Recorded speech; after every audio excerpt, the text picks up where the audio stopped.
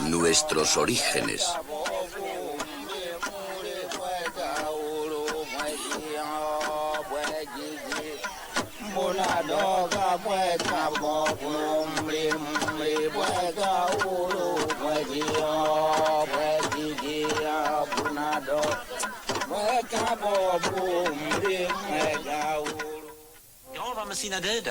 Las tumbas, con sus cuerpos muertos y sus ajuares funerarios, pertenecen a los restos más importantes de la arqueología.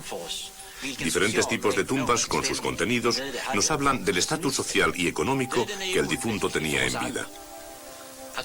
La muerte es inevitable para todos nosotros. Por tanto, el enterramiento de un difunto es un acto universal en todas las culturas pasadas y presentes. Vamos a viajar desde Irlanda, con sus más antiguas tumbas megalíticas, hasta los pueblos primitivos del sur del Pacífico que construyeron el mismo tipo de monumentos funerarios. Y en este viaje intentaremos penetrar en el mundo de concepciones mágicas que se esconde tras la manifestación más definitiva de todas las humanas, la muerte.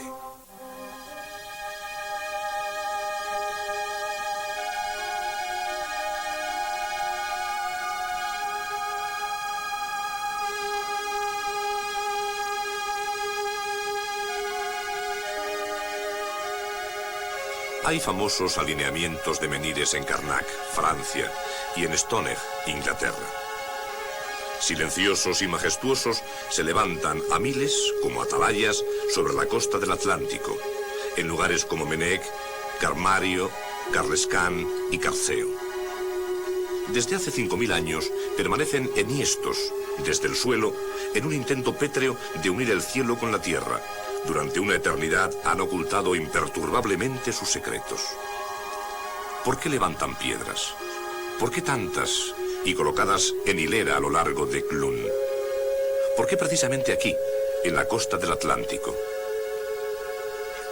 Pocos restos prehistóricos han estimulado tanto nuestra imaginación como los monumentos funerarios europeos con cámaras de piedra. Las tumbas megalíticas. Megalítico significa piedra grande. El misterio de los dólmenes, de las tumbas de pasillo y de las piedras levantadas, los menhires, siempre ha atraído a los seres humanos, causándoles un asombro fascinante. Se han hecho intentos de interpretación más o menos serios. Algunos puramente especulativos tuvieron éxito en el público, como visitas de extraterrestres o la de que eran avanzados observatorios astronómicos. Y es que, donde termina el conocimiento, empieza la imaginación y la superstición. Y nuestro conocimiento de los monumentos megalíticos de la Europa occidental ha sido, durante mucho tiempo, deficiente. Hasta hace poco era una creencia común la de considerar los dólmenes y las tumbas de corredor como un tardío renacimiento de los monumentos funerarios del cercano Oriente, es decir, de las pirámides de Egipto o de los zigurat mesopotámicos. La pirámide de Keops, en las afueras de El Cairo, fue construida en el siglo XXVII a.C., y en esa hipótesis los monumentos megalíticos de Europa debían ser más recientes. La causa de esta hipótesis era la falta de modernas investigaciones y datos fiables que aún perduraba en la década de los años 60. Las excavaciones de los años 60 y 70, con los datos nuevos obtenidos a partir del carbono 14, han cambiado completamente nuestras ideas sobre el desarrollo de los monumentos megalíticos de Europa. Se ha comprobado que las tumbas megalíticas más antiguas de Francia e Irlanda fueron construidas unos 4500 años antes de Cristo, miles de años antes que las pirámides de Egipto. Son por tanto los monumentos funerarios conocidos más antiguos del mundo. Pero, ¿cuál es la razón de edificar y enterrar en cámaras de piedra? ¿Y por qué fueron construidas solo por pueblos que vivían en la costa del Atlántico? No hay monumentos megalíticos en la Europa central, a pesar de que allí había sociedades agrícolas ricas en el Neolítico a finales de la Edad de Piedra. ¿Qué significa esta conexión con la costa?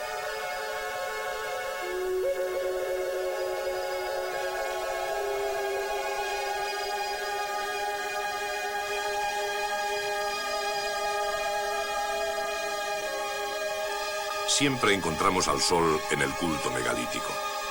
El ciclo de las estaciones en la fertilidad mágica y consiguientemente el sol tenía una importancia capital en las ideas de los pueblos de la Edad de Piedra. El mejor conocido, por supuesto, es Stonehenge, construido hace 5000 años para recibir los primeros rayos del solsticio de verano, el 21 de junio. Probablemente, el solsticio de verano también era importante en el calendario ritual de Karnak, aunque tenemos dificultad para probarlo. Pero el más fantástico ejemplo del culto al sol, en monumentos megalíticos, no se encuentra ni en Inglaterra ni en Francia. Está en Irlanda. En el Valle Boyne, al norte de Irlanda, encontramos el que es quizás el monumento megalítico más magnífico de Europa. Newgrange, un inmenso lugar de enterramiento y culto. El Gran Sepulcro fue construido hacia el 3200 a.C. y tanto en el interior como en el exterior se hallan grandes losas de piedra grabada con símbolos mágicos en forma de ornamentaciones geométricas. Pero lo más fantástico de Newgrange se reveló en las excavaciones de finales de los 60. En la entrada de la cámara mortuoria, el director de excavación, P.R. O'Kelly, encontró una estrecha abertura de luz que podía ser tapada. La luz se proyectaba al centro de la cámara. Todo el monumento fue construido para recoger el solsticio de invierno, una construcción de inconcebible precisión en la edad de piedra europea, hace 5000 años, muy anterior a las pirámides de Egipto.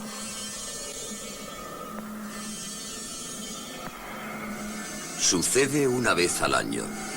A las 9:54 del 21 de diciembre, una luz que va intensificándose paulatinamente se difunde por la oscura cámara funeraria.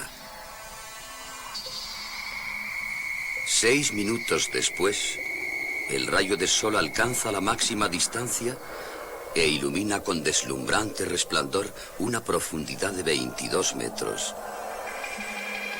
Después empieza a disminuir y a las 10:15 desaparece totalmente. El increíble espectáculo termina en 20 minutos.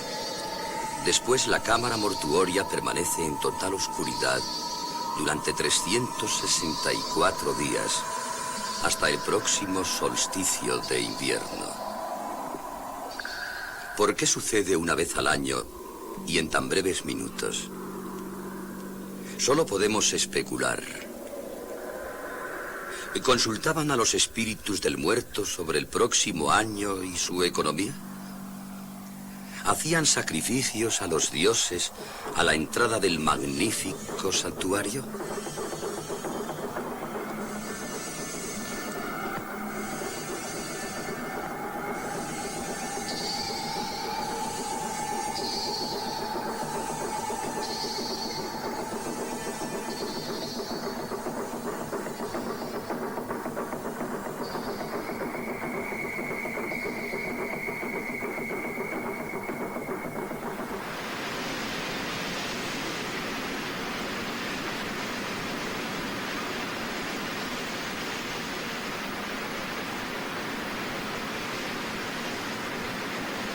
Detrás de la accidentada y azotada por los vientos costa atlántica irlandesa se halla una de las más grandes concentraciones de tumbas megalíticas de Europa. Recientemente, una expedición arqueológica sueca fue allí a tratar de responder a estas preguntas. ¿Cómo y cuándo empezó todo esto? En Sligo encontraron los más antiguos megalitos conocidos del mundo.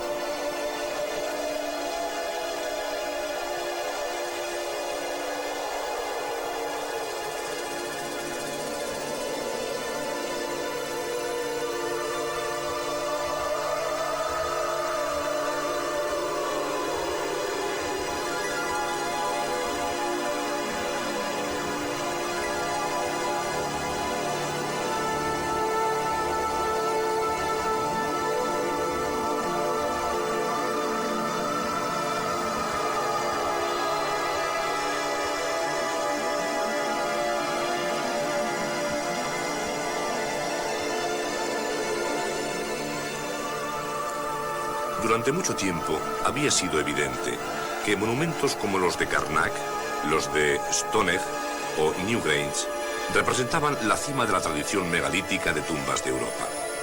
Antes de esto, generaciones de pueblos debieron haber desarrollado sociedades poderosas que se reflejaban en estas impresionantes estructuras.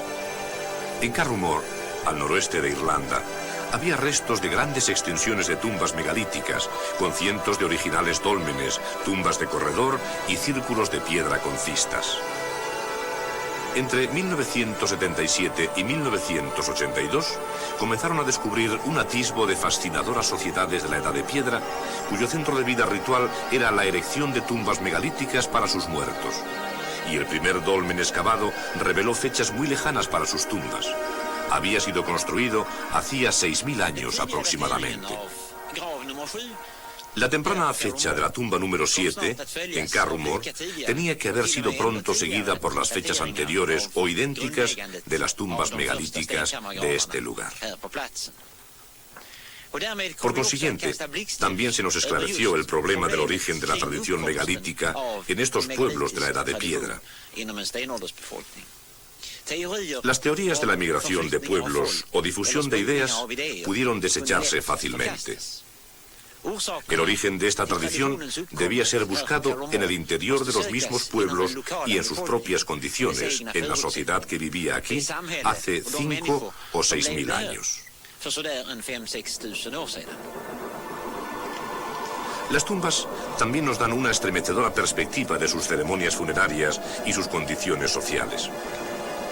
El muerto había sido quemado en piras y en muchos casos viejos hombres habían sido enterrados con mujeres jóvenes. Quizá muestra de sacrificios humanos en los que una mujer esclava o una esposa ha debido seguir a su dueño a la muerte.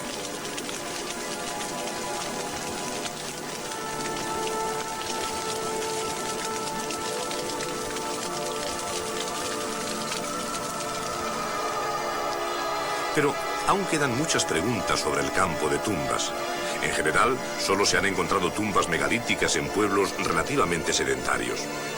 Estos lugares, además de servir para enterramientos y culto, marcaban con frecuencia la posición social o la propiedad de la tierra de diferentes familias. Pero en Irlanda no existía, cuando fueron erigidos los primeros monumentos de Sligo, una agricultura propiamente dicha. Entonces, ¿cuál era la economía que hacía posible estas formas de vida a la gente de Carrumore en tiempos tan tempranos? Para poder contestar a esta pregunta, debemos encontrar sus asentamientos. Muchos restos de sepulturas revelan que la caza y la pesca jugaban un papel importante en la economía de los constructores megalíticos. En nuestra búsqueda de asentamientos del pueblo de Carrumore, hallamos a lo largo de la costa de la bahía de Ballysadale un sistema de depósitos de restos de alimentos marinos. Las ostras, sobre todo, aunque también los mejillones, eran alimentos corrientes de este pueblo desde la Edad de Piedra y durante la Edad de Hierro. El perfil de los estratos detrás de nosotros se convierte en una especie de enciclopedia en la que podemos leer. Desde los estratos más antiguos, 3.000 años antes de Cristo, pasamos a los estratos centrales de la Edad de Bronce, en la que se introdujo ganado doméstico. En ellos encontramos cerámica y huesos de animales junto con utensilios. Y arriba están los estratos de la Edad de Hierro. El tiempo del nacimiento de Cristo es el tiempo en que dejan de vivir en este lugar permanentemente y se trasladan al interior para construir asentamientos más estables. Una señal cierta de la presión creciente de la falta de recursos. Los recursos marinos no eran suficientes para alimentar a la población. Al principio se creía que los depósitos eran naturales, formaciones marinas. Se suponía que el mar había subido y bajado repetidamente y había dejado estos vertidos de enormes desechos. Pero tenía que aparecer en un segundo análisis que había grandes cantidades de otro material distinto del que el mar había depositado. Las partes oscuras del vertido no eran más que solares o restos de solares. indicios claros de actividad humana. También había grandes montones de utensilios, cerámica y restos de huesos de animales que mostraban que el lugar fue utilizado durante un largo periodo de tiempo para aprovechar los recursos del mar. Actualmente, este perfil, que mide en su sección más profunda 5 metros, revela que el sitio fue habitado con más o menos continuidad durante cerca de 4.000 años. Muchos indicios, pues, de que los recursos marinos hicieron bien pronto posible que el pueblo de Karrumor desarrollara una tradición cultural avanzada, edificando tumbas megalíticas y con un alto grado de vida sedentaria en la península Nognarea. Visar den här profilen som i sitt djupaste avsnitt går ner till cirka 5 meter att man har bott på platsen mer eller mindre kontinuerligt under nära 4000 år.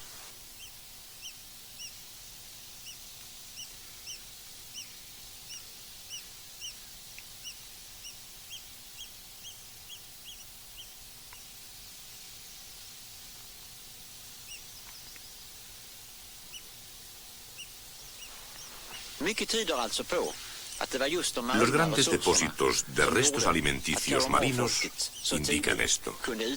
Y todavía las focas se detienen a centenares, gruñendo, en los bancos de arena de la bahía Balisadeir cuando baja la marea.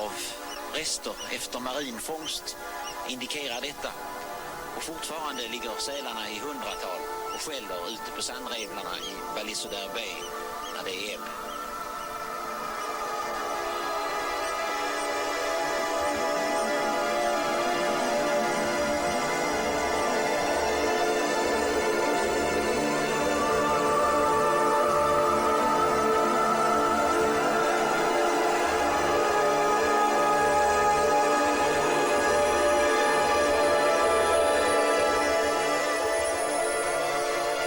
Con un pico no se puede llegar a más cuando se trata de reconstruir una sociedad megalítica temprana sobre la costa oeste de Irlanda. Para alcanzar otras metas en nuestra reconstrucción, debemos viajar de nuevo a sociedades actuales que tengan una cultura semejante y que construyan el mismo tipo de monumentos.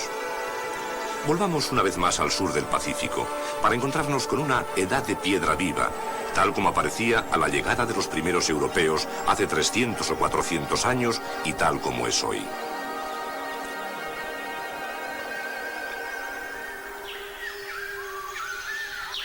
Nan Madol, sobre la pequeña isla de Ponape, en Micronesia. La Venecia del Pacífico. Un magnífico templo construido con enormes pilares de basalto en islas artificiales en un lago.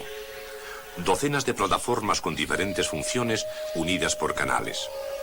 Los jefes, sacerdotes y servidores del templo, con sus ofrendas, debían trasladarse en barco. Los templos eran los edificios más impresionantes y prominentes del Pacífico Sur. Pero llegamos aquí demasiado tarde. Así como en Karnak, Stonehenge o Newgrange, las paredes majestuosas permanecieron mucho tiempo, hasta que se llegó al conocimiento de la gente y sus ritos, que una vez hicieron de Nan Madol un lugar de culto central distinguido. Ningún europeo consiguió tener la oportunidad de verlo cuando estaba en uso. Ningún habitante vivo en Ponape sabe algo acerca de los extraordinarios templos en ruinas de la laguna. Cuando los primeros europeos llegaron aquí, la ciudad del templo hacía ya tiempo que había sido abandonada e incluso llegó a ser una reliquia olvidada del pasado con la población local. La investigación arqueológica reveló que Nan Madol fue construida en el siglo XIII, pero es muy probable que fuera un lugar de culto incluso antes. 300 años después, la ciudad del templo fue abandonada inexplicablemente. A pesar de ello, los hallazgos descubiertos por excavaciones reflejan la función de los diferentes templos construidos. Hoy día casi están completamente cubiertos de mangle y matorrales. Muchos de ellos han sido utilizados como lugares de enterramiento por los sacerdotes, otros como lugares de sacrificio. Nan Dovas, el mayor de todos ellos, el templo del dios de la guerra, probablemente fue el lugar para sacrificios humanos acorde con lo que sabemos de otros templos del sur del Pacífico dedicados al culto de los dioses de la guerra.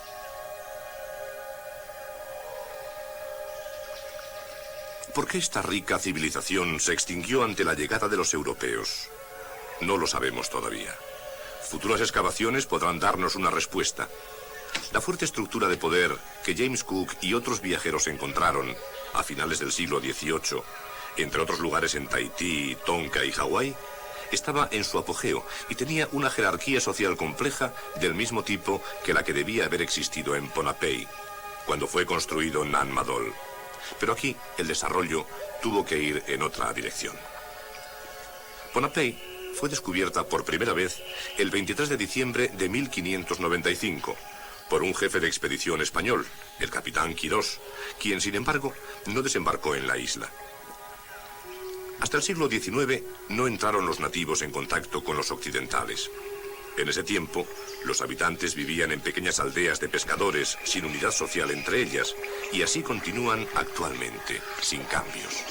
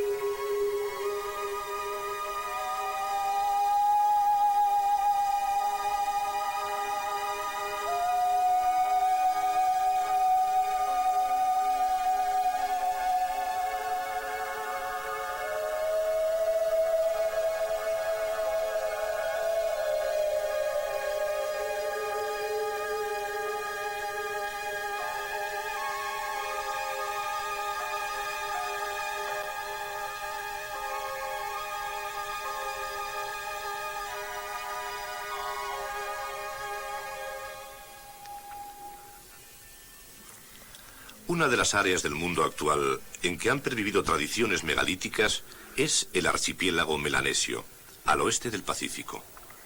En las islas Trobriand, en Papúa, Nueva Guinea, sus habitantes han practicado siempre una forma muy especial de enterramiento.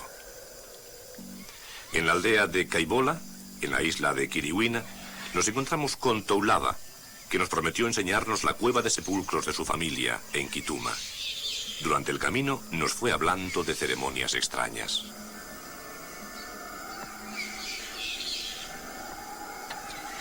El hombre ha muerto hace 2 horas y el ritual de lavar su cuerpo acaba de terminar.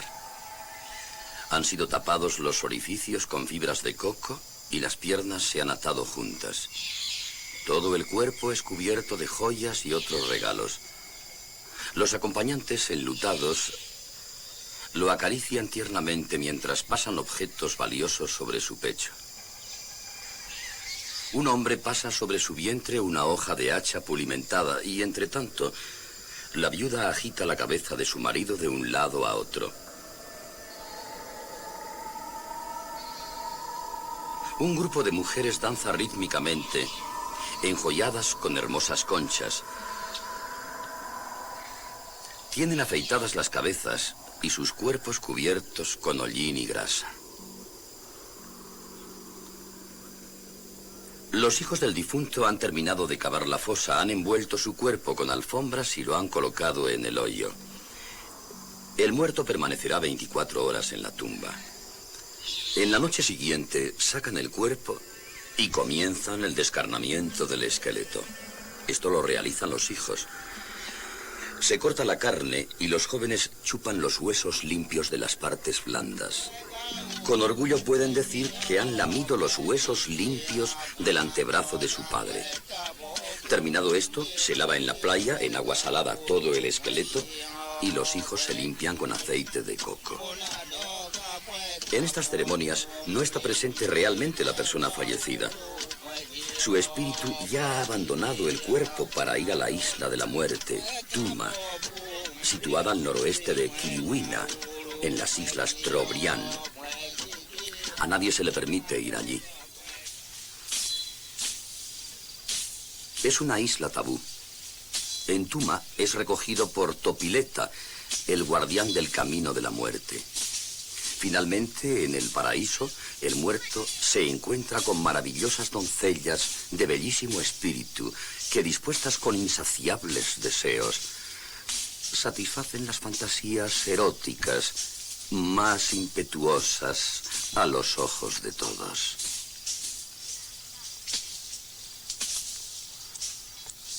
A comienzos de nuestro siglo, el etnógrafo Bronislaw Malinowski encontró todavía viva, en las islas Trobriand, la tradición del megalítico. Pero solamente los jefes y sus familias iban a descansar en tumbas megalíticas. Todos recordaban que el lugar de culto y enterramiento de los jefes estaba en el centro de la isla, en Otuyam. Aquí eran colocados sus huesos, lavados y limpios, en enormes vasijas de arcilla. El resto de la población se enterraba en fosas. Escenas funerarias de la Edad de Piedra han sobrevivido hasta nuestros días en Kiriwina y en otras islas Trobriand. Pero mientras que las cuevas funerarias todavía estaban impregnadas de poder mágico, ningún viviente podía violar la entrada en Tuma, la isla de la muerte. Sus grandes megalitos habían sido abandonados al avance de la selva. Los jefes eran enterrados en el centro de sus aldeas. El megalito Otuyam y las vasijas de arcilla de Kituma tienen 2000 años de antigüedad. Todavía no conocemos su historia. La costumbre de depositar los restos de los muertos en cuevas funerarias está muy extendida en Melanesia y aquí, en las tierras altas de Nueva Guinea. Pero aquí no descarnaban los esqueletos, sino que los ahumaban, los desecaban y los enterraban, atados como momias en la profundidad de las montañas. Y en la zona del Sepik se moldeaban las facciones del muerto sobre sus calaveras y eran colocadas en la casa de las calaveras, donde los espíritus participaban en diferentes ceremonias. Si queremos entender al pueblo que está detrás de las tumbas megalíticas de Carrumor, debemos desplazarnos al único lugar de la Tierra donde aún pervive la tradición del megalítico, el archipiélago aislado entre Vanuatu y las Islas Solomón, en Melanesia.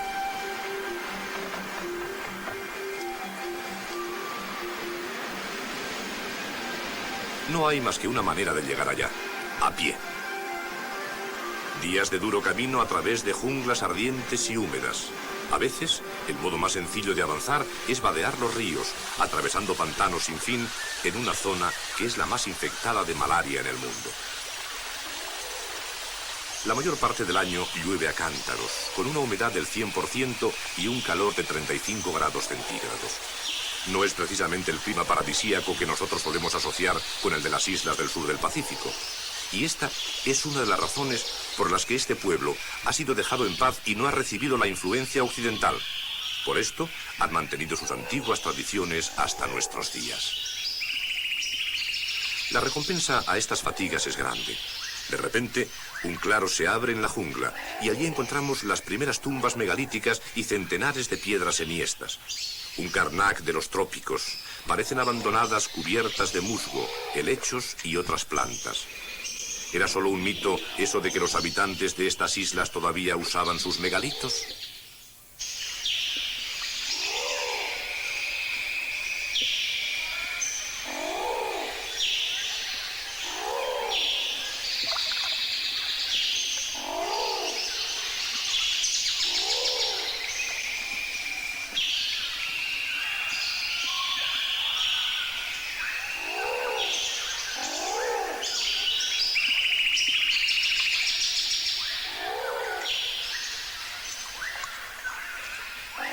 De pronto se rompe el silencio y de las sombras de la jungla surge una procesión de hombres y mujeres, los poderosos Nambas, una de las más temidas y belicosas tribus caníbales de toda la Melanesia hasta los tiempos modernos. Se les ha llamado así porque el pene de los hombres está cubierto de fibras de banana, Nambas. En la ceremonia de bienvenida hallamos una antiquísima tradición. Las islas han estado habitadas desde el siglo 31 a.C., por lo menos, y nada ha cambiado desde entonces. Los adornos del pelo de las mujeres, así como los cinturones de corteza y las nambas de los hombres, son lo mismo que en 1774, cuando James Cook descubrió Malecula. Y las mujeres favoritas todavía obtienen los dientes frontales arrancados a los hombres en una ceremonia secreta de iniciación. Es el favor más codiciado que una mujer puede alcanzar de un poderoso Namba.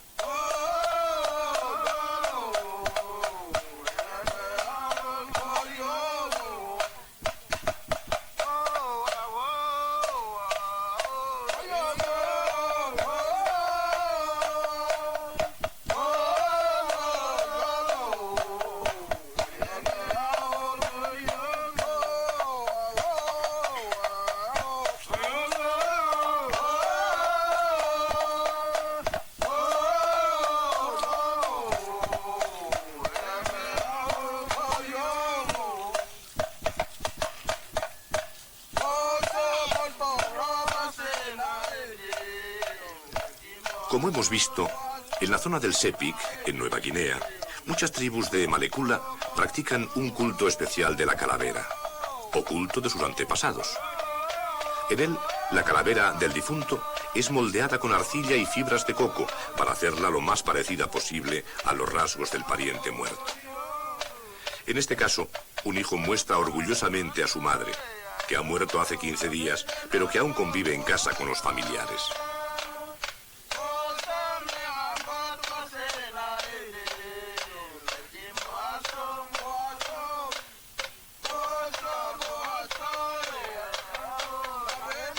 Y este es su padre. Las calaveras de ambos tienen su pelo natural.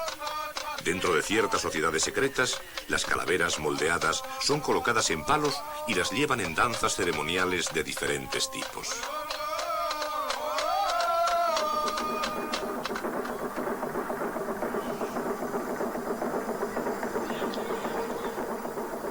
Como habíamos sospechado, el primer lugar de culto al que habíamos llegado hace tiempo que está abandonado.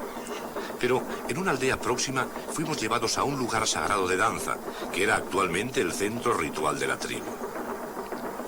Magníficos tambores hechos de troncos de árboles sagrados, decorados con tallas de máscaras de vivos colores, estaban colocados bajo un enorme árbol banián. Enfrente de los grandes tambores había otros más pequeños en diferentes estados de conservación, desde los que habían sido hechos hacía poco, todavía en uso, hasta los que estaban casi podridos. El lugar es tabú, y nada de lo que le pertenece puede ser retirado. A ambos lados del árbol banyan se levantan tumbas megalíticas en hilera que se retrotraen a innumerables generaciones. Nadie sabe si su antigüedad es de 500 años o de 5000. Todavía lo usan los jefes como lugar de enterramiento para sus familias. Una tumba megalítica para cada familia. Entre las tumbas se erigen piedras con altares sacrificiales y sentimos la excitante sensación de que estamos en el centro de una tradición viva de la Edad de Piedra. Hay cuerdas en las piedras del altar para atar a los cerdos que van a ser sacrificados en la próxima ceremonia. De todo lo que sucede ahora durante la preparación de la próxima ceremonia, muy poco o nada hubiera podido conservarse como resto material arqueológico. Y no son solo los cerdos los que van a ser apaleados y sacrificados a los dioses y a los espíritus de los antepasados. Flores y frutas son traídas sobre cañas de bambú sobrecargadas, regalos de diferentes familias pertenecientes a la tribu. Todo se coloca en plataformas especiales detrás de la pista de danza. Por el contacto creciente con el mundo exterior, ya empiezan a verse vestidos modernos entre la población, aunque es imposible llevarlos limpios en un clima tan caluroso y húmedo. Cada jefe de aldea tiene su propio tambor en el lugar de culto megalítico de la tribu. Aquí tenemos al jefe Amete, postando orgullosamente enfrente de su obra maestra, vestido con el tradicional atuendo Namba. Lleva semanas preparar las diferentes ceremonias. La pista de danza es embellecida con adornos y esculturas de madera, cada una con una función específica y su nombre especial. Todo está asociado con acciones de magia y protección.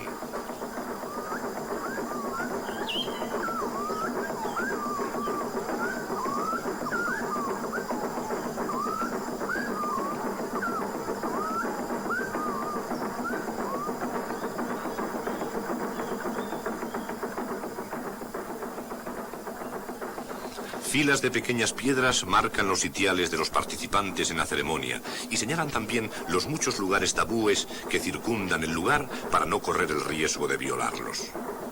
El ensordecedor repiqueteo de los tambores retumbará varios días hasta el final.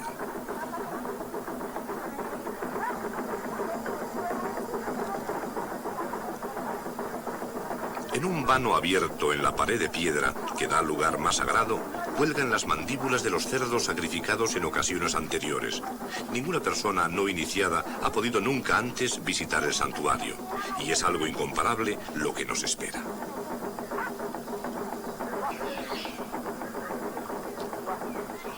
Se ha erigido un altar megalítico en lo hondo de la jungla, y sobre una plataforma filas de rostros de piedra nos sonríen.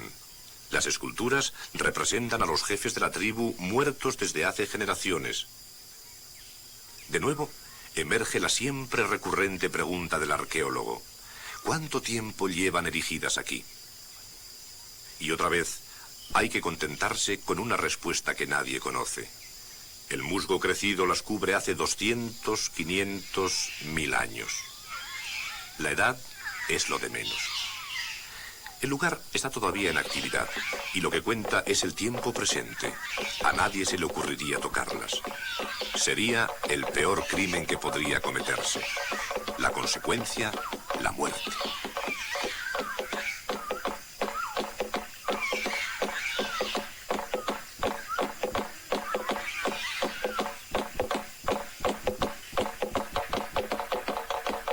En los rostros de piedra, los espíritus de los jefes muertos se unen a los participantes en las ceremonias.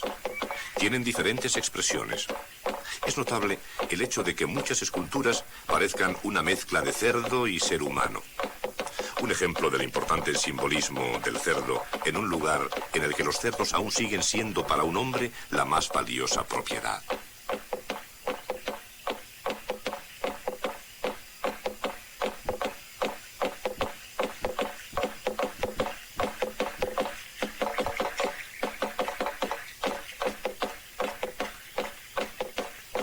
A la puesta del sol comienza la danza. Una gran cantidad de tradiciones megalíticas en la Melanesia tienen notables semejanzas con nuestras tumbas de cámara del megalítico europeo. Cada aldea tiene su propio lugar de culto, que es frecuentado por todos los habitantes, pero solo a los que ocupan una alta posición se les permite erigir piedras o construir tumbas megalíticas con cámara. Hay diferentes clases sociales, pero casi nadie puede esforzarse en alcanzar un grado superior. Entre las clases más bajas se levantan pilotes o plataformas de madera en sus ceremonias de tránsito, y en ciertas épocas se les permitió erigir sus primeras piedras. Así pues, los monumentos se convierten en símbolos claros del estatus social, signos del rango de propietario. Hay también grandes diferencias en el culto. La posición dominante que los ciclos solares y lunares tenían entre los pueblos europeos de la Edad de Piedra y que se refleja en monumentos como Stonehenge y Newgrange no tienen analogía aquí. Algo completamente normal en un país donde no hay cambio de estaciones. Una prueba de que el clima no es de capital importancia para que las tumbas megalíticas representen un sistema social. Esto significa que tenemos, mediante métodos etnoarqueológicos, posibilidades más fiables de conocer cómo pensaban y vivían nuestros antepasados hace miles de años.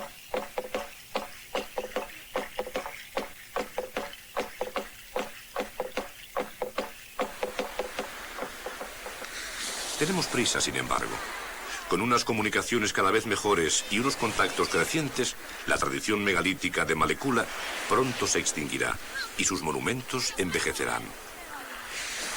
Hoy, los viejos todavía viven en formas sociales originales. El pueblo recuerda y mantiene sus tradiciones. Pero, ¿las seguirán manteniendo los niños? Probablemente no. La presión externa y el flujo de información es demasiado fuerte a pesar del aislamiento. Lo mismo el celo de la Iglesia para salvar nuevas almas. Hasta los jefes mismos contribuyen en parte a esta evolución, enviando a sus hijos a las escuelas y universidades de la capital de su país.